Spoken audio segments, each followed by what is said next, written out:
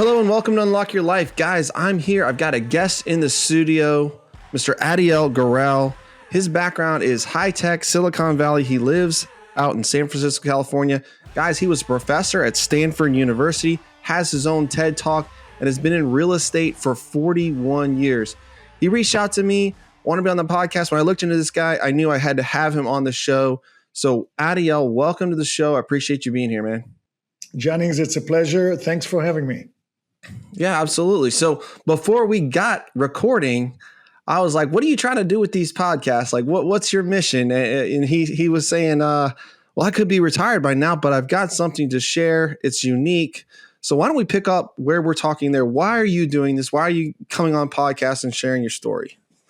Yeah. So again, my background is in Silicon Valley, all in high tech, electrical engineering and computer science.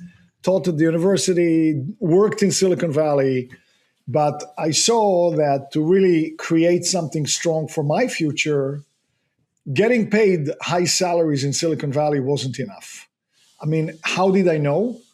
I was a young guy straight out of Stanford, and the salary was very high. You know, the Silicon Valley salaries. And I thought that, that's enough to make you very strong financially. But when I got to look at my colleagues at Hewlett-Packard Labs, where I was working in Palo Alto, I realized even those who were at 50 and 60 years of age weren't really wealthy. So I realized I have to do something myself. So I made the very simple discovery, which I want to share here, that, well, you can probably, if you strain really hard, you can probably faintly see that I speak with an accent, right? So when you come from another country, certain things here appear to be different to you. Whereas if you're an American who was born here, it seems normal. So there's one great, anomaly. And the anomaly is this. There is a financial gift given in the United States that is a complete game changer, wealth builder, life changer. And everybody knows the name of this unbelievable gift. Yet, with the exception of one person, Warren Buffett, nobody that I've ever met thought about what it really means before I explained it. Once I explained it, it becomes obvious. The name of this unbelievable gift is the 30-year fixed rate mortgage. So you listen to me and you think, what? What is it? Well, come on, everybody knows about it. There's nothing new here. Well, really. So maybe the best way to illustrate what it means is what happens when I speak in another country. So let's say I speak in Europe now. I tell the Europeans, my investors in the US and I can get a loan called 30 years fixed. And the Europeans say, well, what does it mean? I say, well, just like the name implies, the monthly payment, principal and interest, is always fixed, never going to change. Never going to change with inflation, cost of living, whatever you want to call it. It is, no surprise, fixed. And then also how much you owe, in other words, the mortgage balance, even though it goes down every month with the principal payment on the amortization schedule, it also never keeps up with inflation. The Europeans' reaction to me is usually very harsh. They say, with all due respect, you clearly don't know what you're talking about. And I can't believe I drove 100 kilometers to hear you speak because... So you're saying they don't believe you. They don't believe that. They think I'm talking complete nonsense. And they go like this. They say, we're going to prove to you right now that you're talking nonsense. And we are only going to use logic. I say, go. They say, okay. You have inflation in the United States, right? Yes, we do. You always have it, right? Yes, always. Sometimes it's higher, sometimes it's lower, but it's always there, right?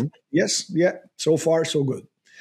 40 years ago, when you bought a postage stamp, you paid 4 cents. Today, 78 cents. 40 years ago, you went to the movies in San Francisco for $2. Today, $16. If you go to Whole Foods today and you buy a beautiful organic avocado, it's going to be $3. You know, we know, everybody knows. In 10 years, it's very likely to be costing $6, right? Yeah. So far, I agree with everything you say. Then they go, just based on pure logic, how is it possible that in this environment that you have in the United States, where inflation erodes the value of the dollar and you need more dollars to buy goods, avocados, the tomatoes, shirts, rents, houses, shoes, everything gets more and more expensive because you need more dollars to buy it, because inflation makes the dollar buy less. You need more dollars. And you want to tell us that in this environment, everything goes up, only your mortgage payment and balance are going to be the only constant that never rises? If that were true, and it can't be true because you're an idiot and you don't know what you're talking about, inflation would become your best friend. Because as the years go by and everything goes up and up and up and up and up and up and it doubles and triples, your mortgage never changes. Inflation basically erodes the real value of your mortgage constantly, day after day, month after month, year. And you're not going to have to wait for 30 years. With very simple math, we can tell you in 10 to 15 years, your mortgage is going to look so tiny that you will have built a lot of equity and wealth. And that's too good to be true. Therefore, no lender is going to be such an idiot so as to give you this crazy loan that'll be the only thing in the US economy never to keep up with inflation while everything else does. Therefore, you don't know what you're talking about. We rest our case. A very strong argument and very logical. So then I tell them, I see you do have great phones over here. How about you do a little search? They do a search and they say, oh my God, you really have this insanity in the United States. And the next question is always the same.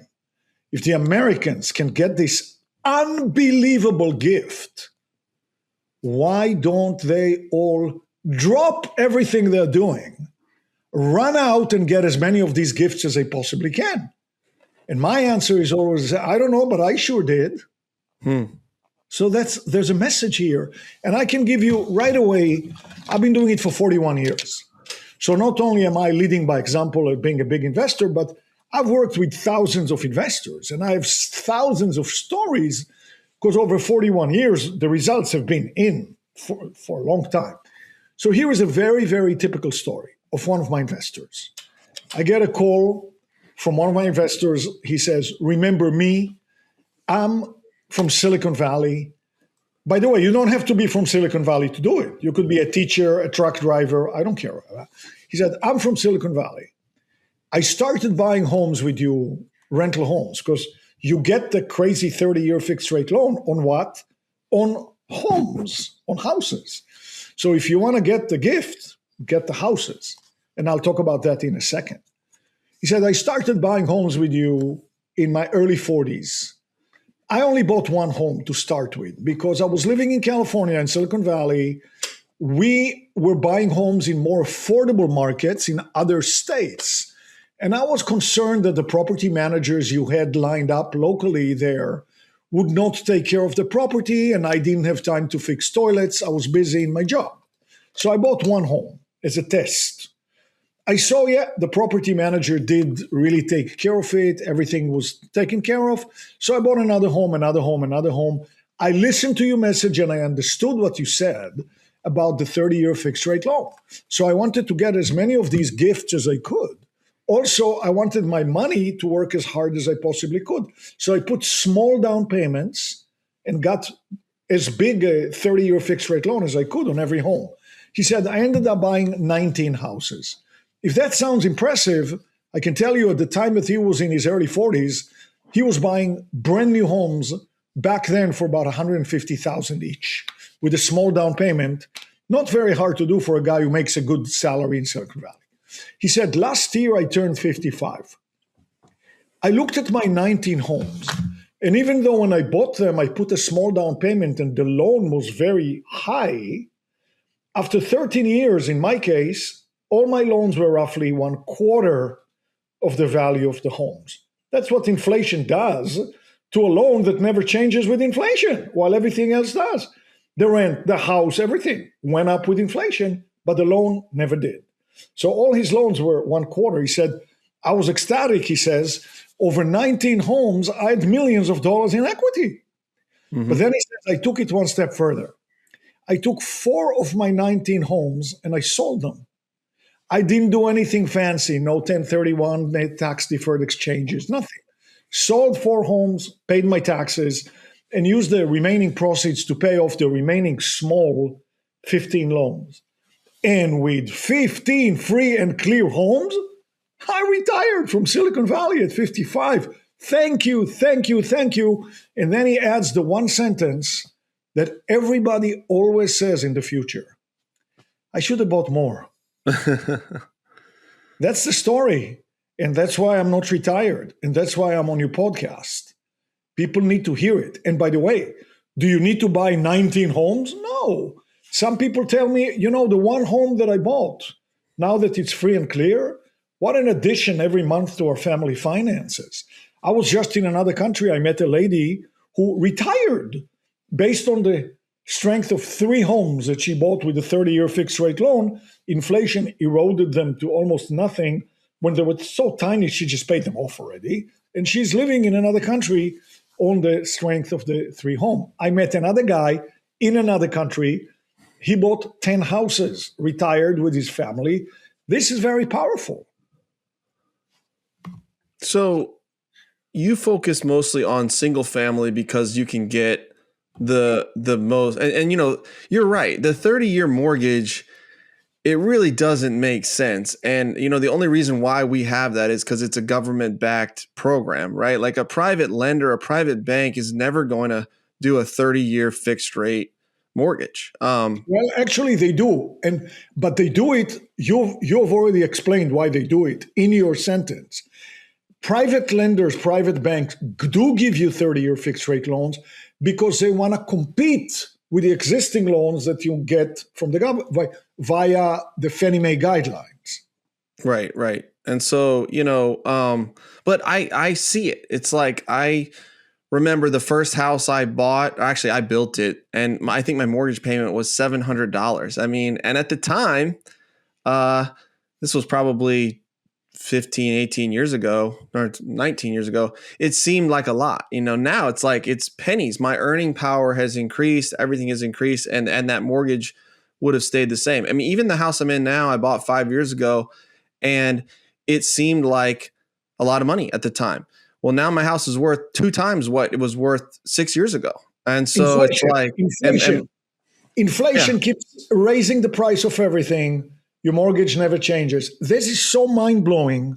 How could I retire in good conscience at this point in time where I can change people's futures like this? I look at a home I bought in Las Vegas, Nevada, 40 years ago. 40.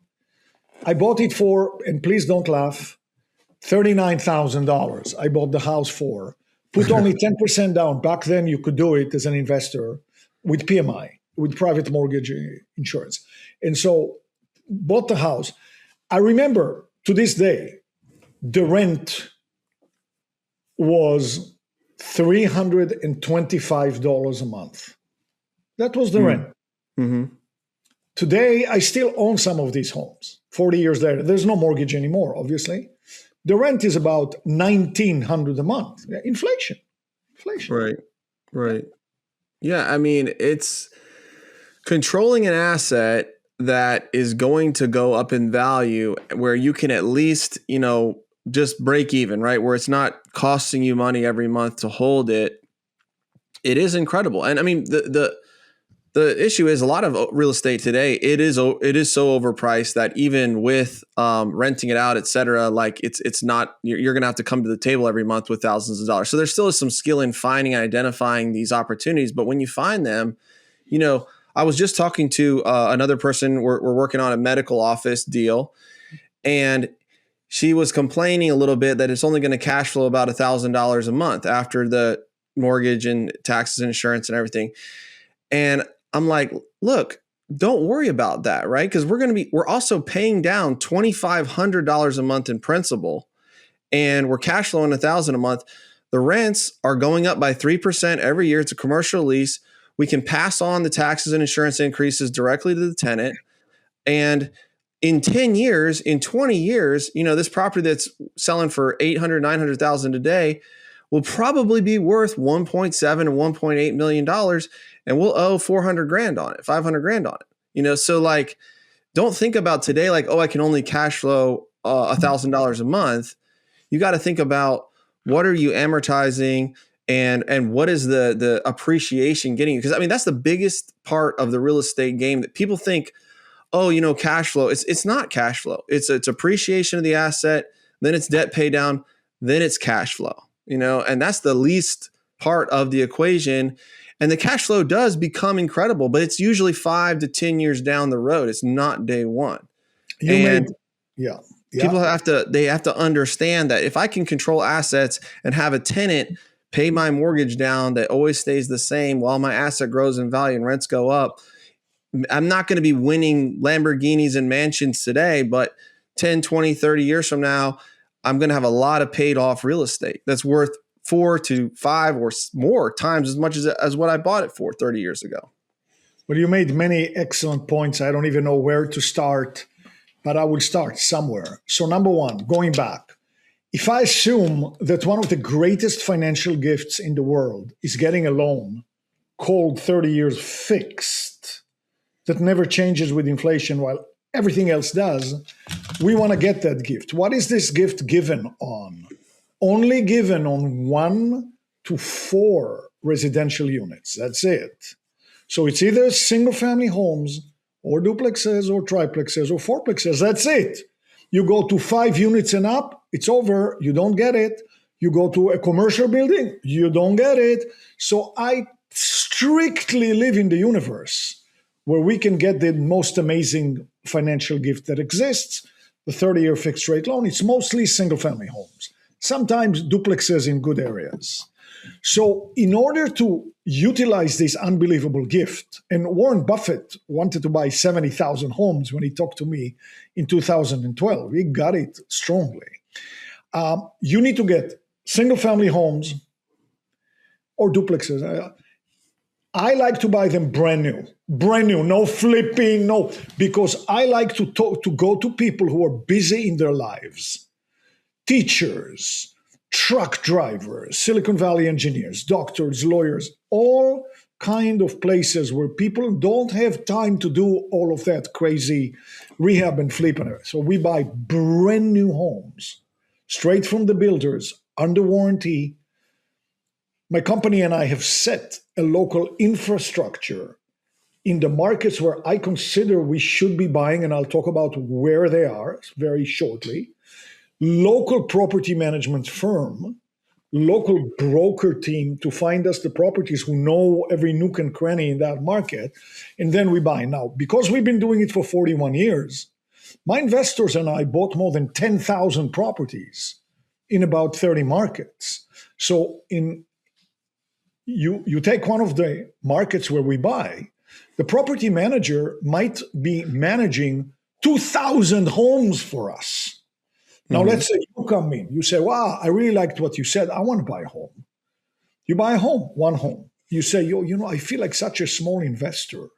I only own one home. Maybe the manager is not going to care about me as much. Well, the manager knows full well, even though the home is yours and it belongs to you, it came from us. 2,000 homes are there. If you're not happy and you complain to me or one of my staff, they may lose 1,000 houses, maybe and hundreds more that we won't give them in the future. So we lend you the power of 2,000 homes, even though you bought just one home.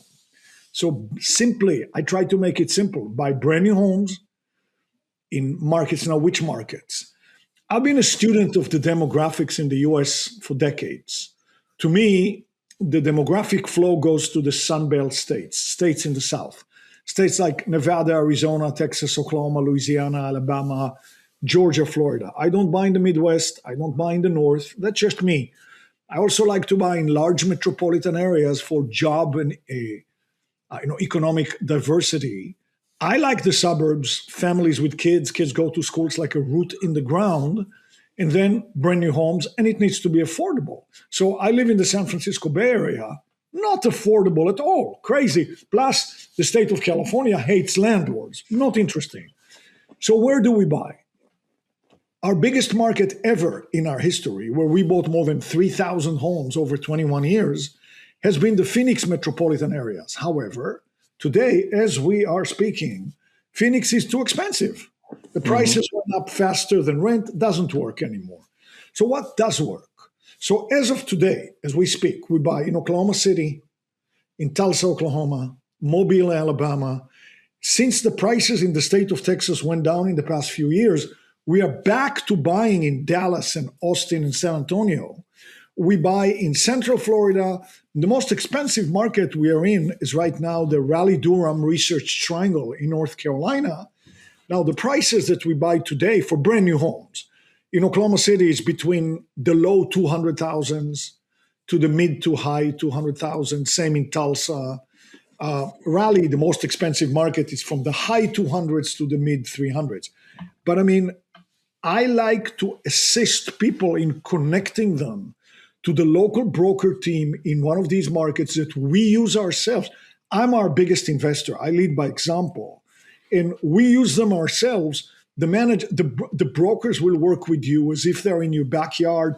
You may want to fly and look, which I really like when people do. And then you buy. I like people to start small. Sometimes I get a call from a hotshot in Silicon Valley. I just sold the company and I want to buy 100 homes. I say, how about you buy one? Because when you buy one, all your questions, oh, gee, I'm buying in Oklahoma. It's far from home. Is the manager really going to do the job? Yeah. Buy one home. Let it answer your questions. Let it rent. Let it become boring. Then when you buy home number two, it's just a repetition of the same process. But you buy home number four, it's downright boring. I have people who bought 97 homes. I have people who bought 2 homes. Doesn't matter. It's a building block. And it's not only that you will retire strong. So many people sent their kids to Harvard, to Stanford, without even batting an eye. These homes, easy. So, I mean, it's a life changer. Now, I want to relate to another point that you made, very wisely so. You talked about this is a long-term proposition that's a future changer. And I'll even add another layer because of the gift called the 30-year fixed rate loan. You need to let inflation have some time to make inflation make your loan tinier and tinier.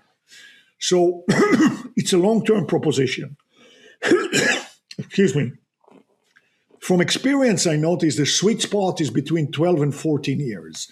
That's when your loans look very tiny and you can just retire. So when I began investing in the middle of the 1980s, the interest rates in the marketplace were 14%. 14. I could also put only 10% down with PMI back then.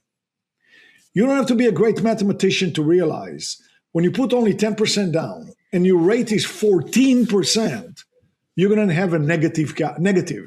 You'll have to make up a shortage. So I was working in Silicon Valley. My salary was good.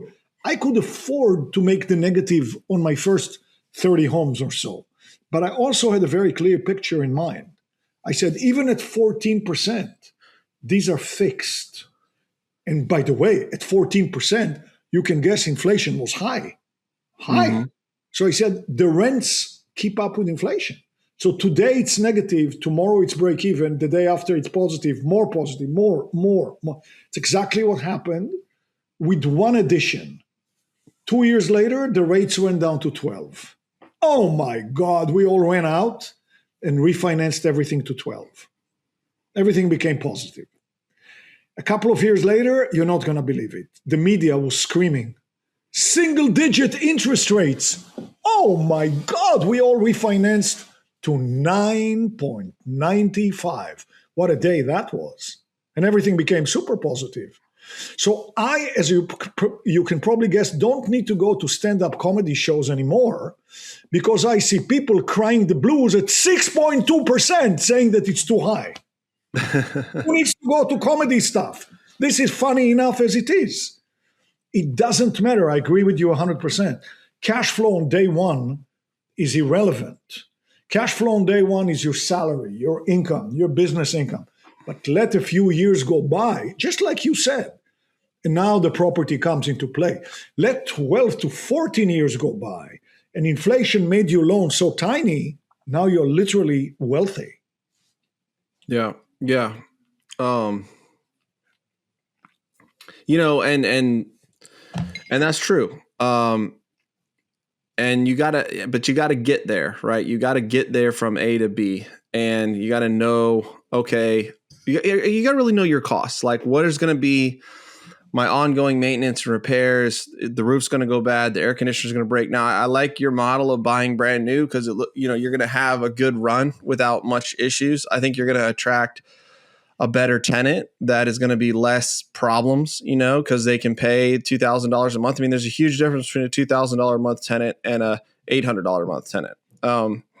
And I like your assessment. I mean, I actually bought a 208 unit out in Tulsa, Oklahoma, maybe 4.5 years ago. And it was a good deal. It needed a ton of work, but I liked that market. I spent a lot of time researching Tulsa, flew out there multiple times, and we ended up being all in for that deal for $8 million and sold it for $12.6 like 4 years later.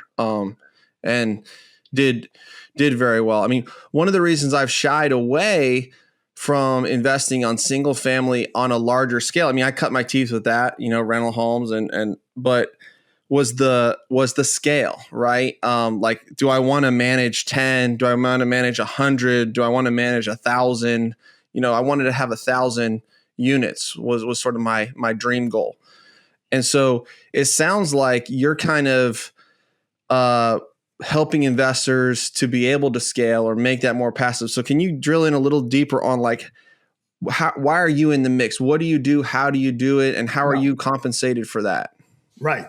So I agree 100% with what you said. When you talked about buying 208 units, that's within the sweet spot that I consider to be 150 to 300 units because you have economy of scale. I like that. But again, for me, I don't want to manage any properties, nothing. And I assure you, with the number of properties that I have, if I were managing my own properties, I wouldn't be on the podcast with you now. I'd be fixing a toilet at this very moment. But I don't. Yep. I gladly and lovingly pay property managers to do it. And so whether you bought one home or 3 or 17 or 67, property managers do the work, not you. That's at least for me. I like to enjoy the benefit of all of these homes and inflation and the fixed rate loans, but I don't want to manage anything. So I pay property managers where it doesn't matter whether it's 1 or 16. It's the same for me and for my investors. Now, you said drill down into it a little bit. So let's take you as an example. You say, you know what? I really like this whole thing.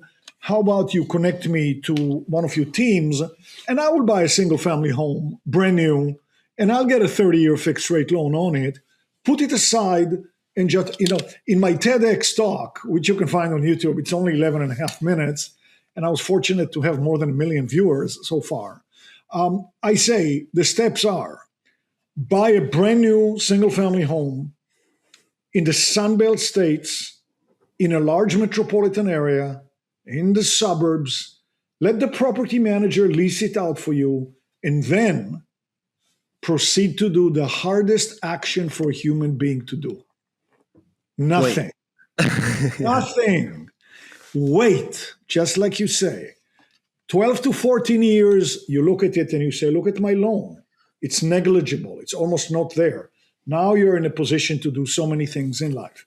So I try to simplify things.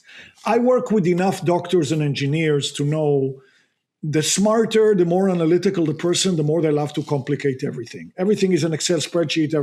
I like to simplify. So up until 20 years ago, we used to charge every investor for my involvement, because I like to hold people's hands personally. My staff's involvement, having created the infrastructure of managers and realtors, everything, we used to charge money for it. 20 years ago, I said, you know what? Let's simplify it even further. Let's not charge anything at all. So how are we going to run the business? I don't want to subsidize it for my own properties. That's not a good business. So because we are licensed as a broker in the state of California, we can split the broker's commission in the various markets, which is what we do. So the broker's commissions are paid by the seller. So we don't charge the buyers at all. We don't even charge you for everything that we do for you. So it's just a commission at the sale of the property. It's not an ongoing fee? Nothing like that. Nothing yet. And we don't charge you anything. And it's enough to make the business run and have employees and have an office and legal and everything. And I don't have to subsidize it for my own homes. And yet we can make a difference in the lives of so many people. By the way, when I decided not to retire, I had to find balance in my life. So I make music in my home studio, which is deep in there, but you see some of my tools over there. You can find my music everywhere online. Just put my name, Adiel Gorel, Spotify, YouTube, whatever you want. Then I also have a health and wellness podcast because was always a very big fan of health and wellness. I interview great researchers and doctors from all over the world. You can also find it everywhere. And then I dedicate more than half my time meeting with people one-on-one, holding their hands and setting them on the road to literally change the future, utilizing this unbelievable gift called the 30-year fixed rate loan. So if your viewers, listeners want to talk to me personally, just go to our website, icgre.com. You can set up a meeting with me. I'll talk to you personally because I love it. I don't consider it work. I consider it me helping a family or a young person or an older person change their future. Okay, so I'm going to just walk through a deal in my mind of how I think it works, and then you can tell me what I'm doing wrong here. So let's say I go to icgre.com, say, hey, I want to do a deal with Adiel. And you pick out a house in Central Florida, $250,000. I've got to put down $50,000, 20% down. I have to pay a commission to you for putting this deal together. No. You pay nothing. Oh, the seller pays the commission. Only the seller. Okay, so the seller pays the commission. Then you connect me with a property manager to help me get it leased up. It's almost entirely accurate. It's like 95%. So I'm going to use the Oklahoma City market as an example. So you call me up, we talk, you tell me about yourself. I connect you to our broker team in Oklahoma City. You talk to them. They send you properties, not me. From the field. They guide you, they help you. I'm always available. If you want to ask me, maybe your spouse wants to talk to me, who knows what. I'm always there. You work with them, you buy property number one. When you buy the property, the seller, the builder who sells the brand new homes, pays them a commission. We split it with them. Okay. Now, about 3 weeks before you close, they connect you automatically to the local property management firm who's managing more than 2,000 homes for us in Oklahoma City. They really care about us. They really want to please us. Hence, they really want to please you. So they connect you to the managers send you their contract, and now they represent you in the market. As the home closes, they lease it out for you. They collect the rent. They take care of everything that needs to be done. If the faucet leaks, they handle it, not you. And so now the home is yours, and you have a property manager. At any time, you want to talk to me again, planning, you want to buy more. I had a guy who had a goal of 50 before 50. He wanted to own 50 homes before age 50. He started at 42. He called me every month, strategy. And he did reach his goal at about 47, actually. Not everybody is the same. I had another case, almost funny. About 4.5 years ago, there was a local guy who sold a commercial property for $11.5 million and did a 1031 exchange into 60 houses. Some people say, what? What was the identification rule that he used for the 1031 exchange? It's the 95% rule. The 60 homes he bought in one go. That's, of course, that's unusual. We spread it over 3 markets. Mm-hmm. Yeah. Yeah. Okay. So, and then I can fire the property manager. I can manage it myself. I can refinance it whenever I want. I can sell it whenever I want. It's really just, it seems like what you've built is you're a lead gen for builders and realtors to provide clients for them. And you get a referral fee essentially for doing that. A little more and than then that's very true. Just a little more than that, because I also am out there hovering around the whole thing. If I see that somebody's not behaving well, a manager is not doing their job, we switch the managers. If a realtor, so they all know we are not just sending them leads. We care about our investors. We support our investors. So there's a level of quality that's maintained, and the power of 1,000 homes or 2,000 homes makes that more noticeable. Gotcha. Yeah. Yeah. And so you're kind of helping people solve the scale of, yeah, because it's like, okay, let's say I wanted to do a 1031 and go out and buy 50 homes or 60 homes. Like it's like that would be daunting, really difficult to do. Not in the system that we have. We helped him buy 60 homes in 3 markets. We worked with 3 broker teams. He has 3 different managers. We worked with a qualified intermediary, obviously, for the 1031 exchange. And I was there. I've held people's hand through hundreds of exchanges. All my teams know about exchanges very well. So the whole thing went very well, even with 60 homes per an exchange. That's an unusual exchange, obviously. Mm-hmm. Mm-hmm. Yeah, I mean, but I like that, and I like that you have the ability to kind of look over the managers, because I mean that's what it all is about. It's like the reason my deal in Tulsa went so well was because we had a phenomenal property manager. I'm living halfway across the country, and yes, I'm flying out there every few months, but I'm not there every day, and she was, and so that was the reason. Shout out to Deborah Thomas. If you're listening, great job. Thank you so much. She did a great job. And then, the same thing with my properties I own here in South Carolina. We actually own a property management company, and my sister and my cousin run that, and they're on it, and they do a great job, and those assets perform very, very well. I've also had assets where property manager didn't work out so good, and it was a huge nightmare and a huge headache.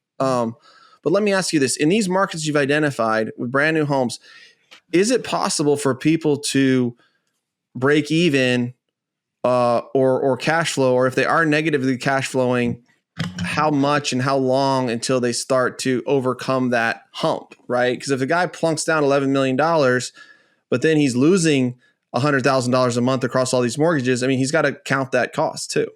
Well, when he was doing his exchange for 60 properties, he got rates of about 4.25. So he was positive across the board. But today, your question is very good. The market rates right now are roughly 6.2%, which is actually very low historically. But compared to the COVID super low trough, it's high, because that was 3% or even less. But at 6.2%, if you put 20% down or 25 down, like a lot of people like to do, then nowadays, with no modification of any sort, you'll start around break-even-ish, maybe plus 100, maybe minus 100, but around break-even. However, what happened was the media has been scaring people from buying properties, saying they're too expensive and the rates are too high.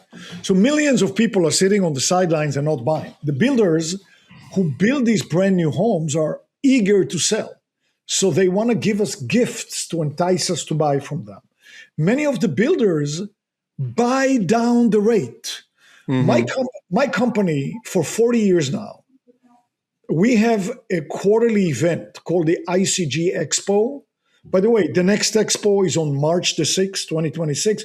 You can register for free on our website, icgre.com, under events. So the last event was on December 6th, just now. And I bring all the markets, all the market teams talk to us. They show us their properties. They tell us about the economy. I bring experts. I take questions.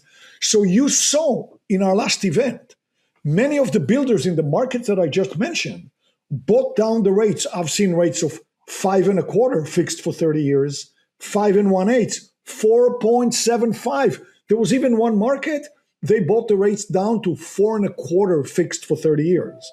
So obviously, when you get rates like this, you'll start with a good positive cash flow. If you just go with market rates today at 20%, roughly break even. Gotcha.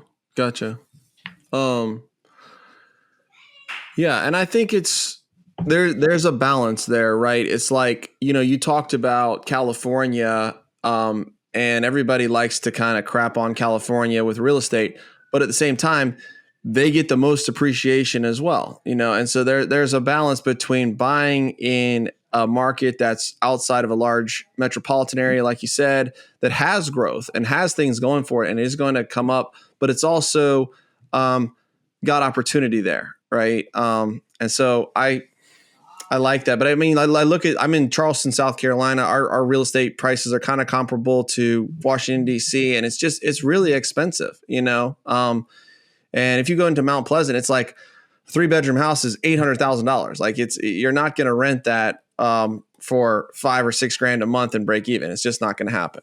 And so you've got to look for opportunities in good markets. But I was talking with a colleague. There's a 28 townhome development that is going bankrupt in Charlotte, North Carolina, and the builder, I mean, the comps are 386, and he's desperate. Like, he's not going to be able to move those, and we're looking at the math, and it's like our offer is probably going to be in the low 200s per door for these. And so, the people are stalling to buy, and they're waiting, and the builders they want to move, and they're offering those incentives. They're buying the rates down. And if you're in the right market, I think it could be a good option. And I like commercial real estate. I mean, I'm more partial to that side of it. But I am envious of those 30-year fixed mortgages. I'll admit that, because we usually get 5 to 10 max. So you can look at what I do. Obviously, you're a pro. I can tell in 2 seconds what you do. You do very good stuff. But also, this is what you do. Your sister is involved. Your family's. You are a pro. I like to work with people who are anything but a pro. A school teacher, a Silicon Valley guy who doesn't have time to go to the bathroom, a doctor, a lawyer. They don't know anything about real estate. I hold them by the hand and I build incredible wealth for them thanks to the 30-year fixed rate loan and brand new homes in good markets. And they don't have to know anything. They don't have to do anything. They don't have to flip. They don't have to fix. They don't have to do anything. Yeah. And that's very fair, because what I do is not passive, right? It's not passive at all. I mean, yes, we're doing bigger deals, but you have to have a lot of expertise, and there's more risk to it. And there's less liquidity. A single family home is more liquid than a $10 million apartment complex, for sure. Another thing I like about it is people, they work so hard to save $1,000, $2,000 a month and put it in their 401k or their Roth IRA. And I look at like the amount of debt that we're amortizing every month, just by holding, $30 million worth of real estate. It's like we're amortizing a good bit of debt every month. It's like, I don't necessarily need to sacrifice my lifestyle today to go put $5 grand every month into my IRA. I mean, I can, and I do still do some of that, but it's like, I'm not as worried about it, because I'm like, I'm already saving those thousands of dollars a month. Plus my property is appreciating. Plus my cash flow is going up. Plus I'm getting the tax advantages. I can't agree with you more. That's so true. Inflation all the time, especially with the 30-year fixed rate loan. inflation all the time. Your payment gets really in real dollars, lower and tinier. The balance gets tinier. And on top of everything, this is almost obscene. If the rates go down, you can actually refinance it down if you want. It's like too good to be true. And then, by the way, you're a young guy. But would you believe it if I told you that I have a retired physician who started investing with me at age 84? She's 90 now. Why the hell did she start investing in long-term 30-year fixed rate loan thing? Why? Because she had experienced through the death of her late husband the other miracle in this crazy country called the step-up basis. You're very young. It's not relevant to you at this point. But I have people only starting with me at 75, 67, 81. Why? When you die, the basis of your properties that had been depreciated goes up on the day you die. It steps up to the value of the property. The next day, your kids, your heirs want to sell the property. No tax. I mean, sometimes I say one of the best tax strategies, not that I recommend it, is to die.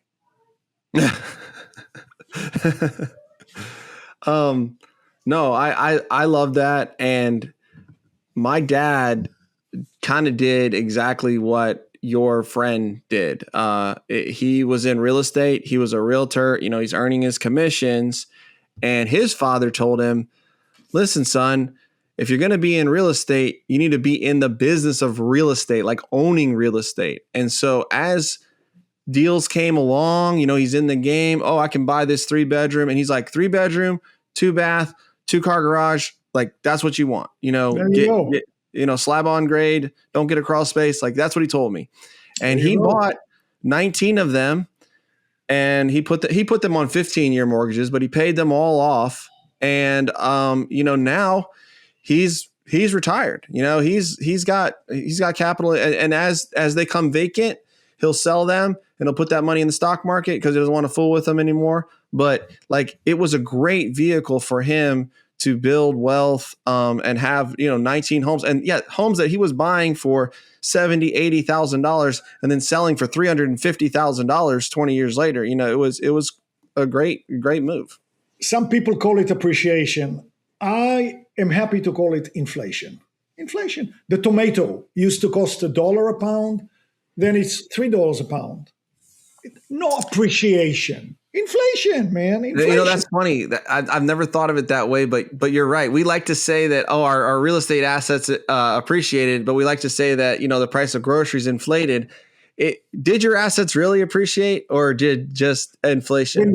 When the avocado used to cost $3 and now it costs $6, is there an article saying the economists say there was an appreciation in the avocado sector? No, inflation, just inflation. Come on. I don't care what you can call it, Johnny or Kevin or Mary. I don't care about the name. Prices go up all the time because of inflation. By the way, one little point, if you don't mind. You're a smart guy. It'll be fun to banter with you on this. You mentioned your father put it in 15-year fixed rate loan. I get this question all the time. And now the government has proposed 50-year loan. Well, people tell me, what do you think, 30-year or 15 years? My answer is like this, and it's going to be fun to talk to it with a smart guy like you. Can you pay off the 30-year fixed rate loan in 15 years if you chose? Yes, you can. Of course you can. You just make a little extra principal payment every month. You can pay it off in 15 or 14 or 16 or 17 or 6, any number between 0 and 30. You choose. But if you run into a time where your income is lower, expenses are high, you can revert to the low payment of the 30-year schedule. Now, can you pay off the 15-year loan in 30 years? You cannot. You're stuck to the higher payment with more principal paid, albeit, of the 15 years. So if you run into a patch that's not very good, you're stuck at the higher payment. So the 30-year loan includes the 15-year loan inside of it. It's always better. Now people will say, wait, but when I get the 15-year loan, I get a better interest rate. True, not enough to justify this unbelievable loss in flexibility. From the same logic now, I would say the 50 year loan proposed by the government is even better than the 30. Why? Very low payment, but you can pay it off in 30, you can pay it off in 15 or in 5 or in 10 or in 41, whatever you choose. It just gives you a lower payment possibility. Lets inflation do the job in the background. When I pay on a 15-year mortgage, I pay much more principal, hard-earned money that I'm sinking into the house. When I'm on the 30-year schedule, inflation erodes my loan. I'd rather inflation do the work than my hard-earned money. Yeah, I mean, I don't see why there's an uproar on the 50-year mortgage. Like, I don't see it as a bad thing. The only pushback I would have to that is you got to factor in human nature, right? And people, they do what they have to do, and they expand their lifestyle to the amount of cash they have. And so if you force yourself onto a stricter schedule, you are going to pay it off quicker. I get what you're saying with the flexibility, but you got to factor in human nature, you know? Very good point. Basically what you're saying is forced savings. Yeah. Yeah. But, you know, at the same time, I have some commercial loans that are interest only for 3 years or 5 years, you know, then they revert to principal. And that's to help you get the operations up and get the cash flow up. And I've taken those loans and I don't like that I'm not amortizing debt on those loans. But it is nice to have the flexibility to reinvest that capital into the deal or, you know, to go through, you know, because a lot of times we're buying distressed assets that they need a couple of years to get to a better performance level. But yeah, I think the 50-year mortgage, if they do that, I think it's also going to push it. It's going to push existing home prices up even further, which is going to be better for people that already own assets, you know, because it makes it more affordable. And so the $400,000 house is now $475,000. But you know, and that's the thing. You can rail against these policies and how things are and how inflation shouldn't be, and they're stealing our dollars. You can complain and get nowhere, or you can take advantage of it like you're doing, you know, and like I'm doing. You know, there was an interesting thing that I saw. They were talking about Donald Trump's father, who used to build relatively affordable homes in Queens decades and decades and decades and decades ago when he was younger. So I saw one of the ads that was selling home. And the ads was yelling, a brand new home for $9,750 in Queens. You know, $10,000 home. You know? And that home is probably $900,000 now. If not $1.5 million, you know. Well, I got to say, one of the best examples I've ever had in my life of appreciation is my grandfather. In 1945, right after World War II, he came back and my grandma said, I want a lot at the beach. And so they walked the beach at Ala Palms in Charleston. They picked out a lot, $500 for a beachfront lot. And then in 1968, he bought 500 acres in the next town over for $100 per acre, which was the highest price anyone had paid for land at the time. $50,000 for 500 acres. And, you know, now that beach front lot is worth $3 million, and, you know, the land is worth $200,000 an acre. It's crazy, the appreciation over. I mean, now granted, that's been 70 something years, you know, long time, but still, it's still in our families. So, all right. Well, Adiel, I really appreciate it, man. You've definitely. I got to admit, you know, I have not really thought of the 30-year mortgage as like this huge gift. You know, I mean, I always thought, oh, yeah, it's cool. I understood how it worked, but, you know, we take it for granted. Like you say, from a child, it's like I've known about the 30-year mortgage and we take it for granted, and other countries don't have that same opportunity. So I appreciate you being on the show. And guys, ICGRE.com, and that's Adiel, Adiel Gorel, Adiel Gorel. Thank you for joining me, man. I appreciate it. Thank you, Jennings. It's been a pleasure. All right, guys. Hope you enjoyed this show. I know I did, and we'll see you next week on Unlock Your Life. Peace.